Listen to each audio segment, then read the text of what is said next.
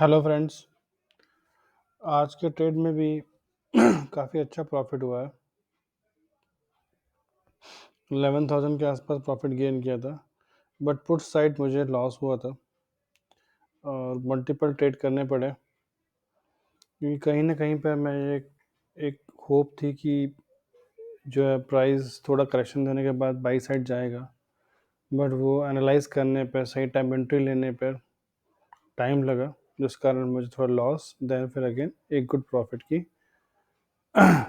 मिला हमको। मैं बताता हूँ लॉजिक क्या है। लॉजिक सिंपल है। जब मैं अभी सीरीज़ बना रहा हूँ या लास्ट 2-3 वीक से मैं जो ट्रेडिंग कर रहा हूँ, एक ही बेस कंसेप्ट में ट्रेडिंग कर रहा हूँ, ठीक है। वो कंसेप्ट क्या है हमारा? ओवरबॉट और ओवरसोल्ड। तो अगर हम ध्यान देंगे तो लास्ट जब यस्टरडे जब मतलब मार्केट क्लोज हो रही थी, तो ये एक बार ओवरसोल्ड हो चुका था। मार्केट ओपन हुई, फिर रेड कैंडल बनी, ठीक है। और यहाँ कहीं ना कहीं थोड़ा सा मैं कंफ्यूज था कि मैं बाई करूँ सेल करूँ, और यहीं पे मेरा जो है मैंने सेल ट्रिगर कर दिया और मुझे यहाँ पर लॉस हुआ था, ठीक है। फिर रियलाइज़ किया यार, जो ओवरसोल्ड कंडीशन है उसी पे मैं रिमेन रहता हूँ और थोड़ा वेट करता हूँ सेटअप का। तो जब मैं 2,000 का लॉस बुक किया इसी कैंडल के अंदर, ठीक है, मैं अच्छी खासी क्वांटिटी में ट्रेड कर रहा था और ये समझ चुका था पैटर्न में कि कितना डब्लू बन रहा है, और ये तो खैर बाद में बना है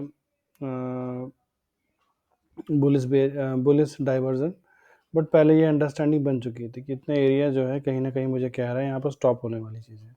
और एग्जैक्टली वही हुआ। दोबारा एक बार लास्ट क्लोज को टच करके फिर दोबारा आया, बट इस बार जब देखोगे तो यहाँ पर एक हैमर बना हुआ।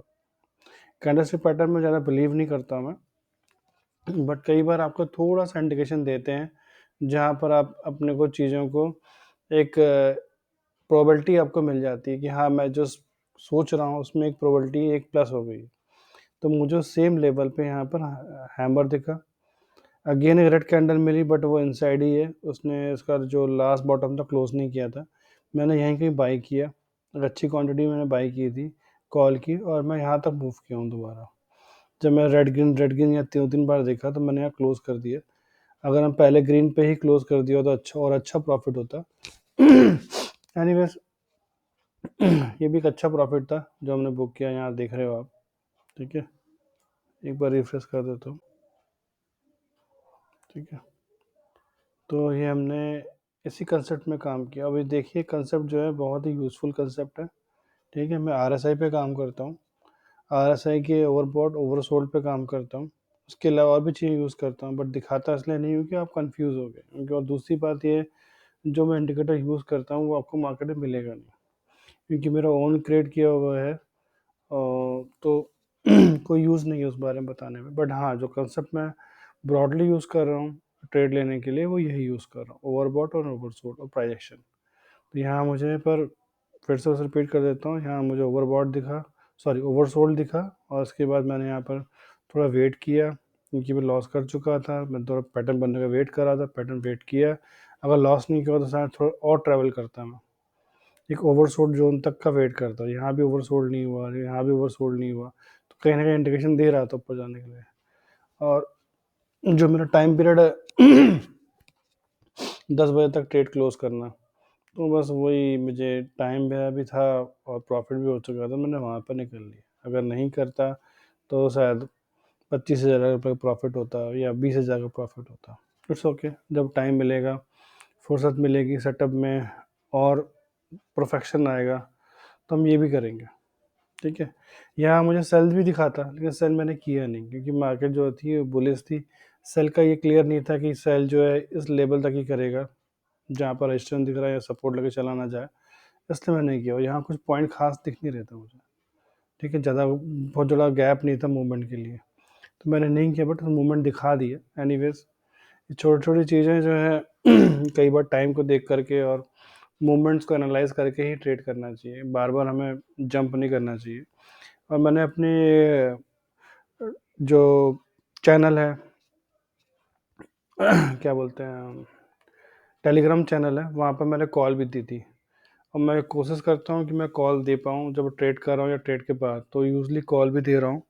और वो कॉल यूजली अच्छी जाती भी हैं। तो आज मैंने भी एस्टिमेट किया था कि इसके आसपास मेरे, ये दिख रहे हैं आप, इसके आसपास का मैंने लेवल दिया था कि 22,165 या 160 जाएगा, और ये ऑलमोस्ट जो है 75 गया था। हाँ, 73 गया था, 22,173 गया था, 173 गया था। तो ऑलमोस्ट जो था, मैंने जो एस्टिमेट किया था उसके थोड़ा ऊपर ही रहा था, और जहाँ पर दिया था वो उसके आसपास मैंने यहाँ पर बोला था। तो 60 पॉइंट के आसपास था आई थिंक मूवमेंट वो, बट मैंने ट्रेड नहीं किया। वही कह रहा, मैं ट्रेड जब भी करता हूँ जब मुझे लगता है पूरा फ्री हूँ। ये दिखाता हूँ आपको, इसके आसपास दिया था मैंने, और यहाँ तो मूवमेंट है 60 पॉइंट के आसपास का था। तो मैं अपने चैनल में शेयर भी किया था, अब पता नहीं किसी ने ट्रेड किया कि नहीं किया। एनीवेज, तो अभी जर्नी अच्छी चल रही है मार्केट्स में अंडरस्टैंडिंग है। हाँ, दूसरी एक चीज़ बता देता हूँ, और ये जो ओवरबॉट ओवरसोल्ड जो होते हैं, जो इनसाइड डे होता है, इनसाइड डे क्या होता है समझा देता हूँ एक बार। इनसाइड डे ये है, जो प्रीवियस डे का मूवमेंट है, जो प्रीवियस डे का आपका मूवमेंट है उसका लो,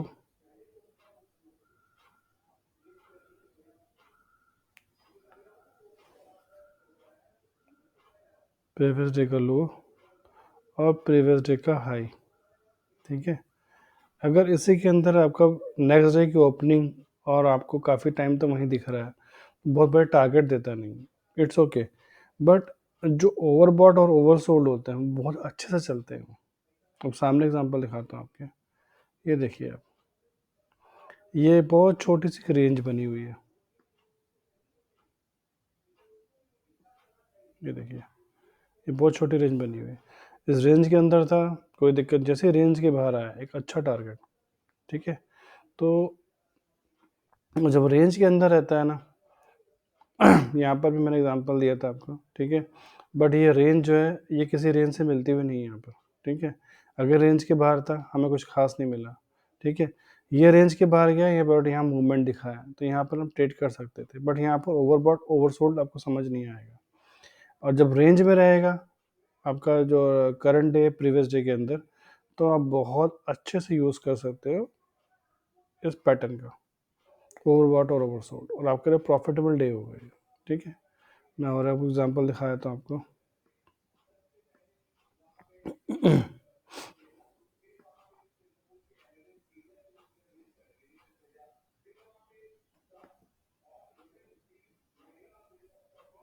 ये देखिए अब, ये एक रेंज बन रही है, ठीक है। अब यहाँ देखिए, ये ओवरसोल्ड हुआ, करेक्शन आया आपका ओवरबॉट तक, ये देखिए यहाँ पर दोबारा यहाँ पर ये ओवरसोल्ड हुआ, ये देखिए ओवरबॉट तक नहीं किया, बट आपको एक पूरा टारगेट मिला अच्छे से, ठीक है।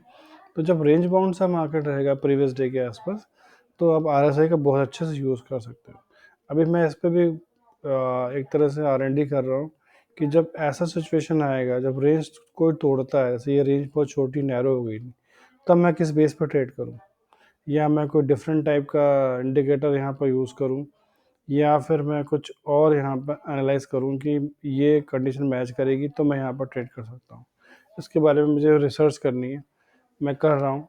वैसे समझता हूँ प्राइजेक्शन, बट एक और अलर्ट होता है, क्योंकि यूजली क्या होता है, प्राइजेक्शन उनके लिए अच्छा है जब आप चार्ट को बहुत आराम से बड़ी स्क्रीन पे मल्टीपल स्क्रीन में देख सकते हो, तभी आप कर सकते हो अच्छे से, अदरवाइज आपके लिए डिफ़िकल्ट होता है। तो आप चाहते हो कि कुछ अच्छा सा हो जाए, ठीक है। तो होप आपको कंसेप्ट अच्छा लगा होगा, तो प्लीज़ मेरे वीडियोस को देखें पूरा, समझें कंसेप्ट को, शेयर करें, लाइक करें। Thank you for watching my video.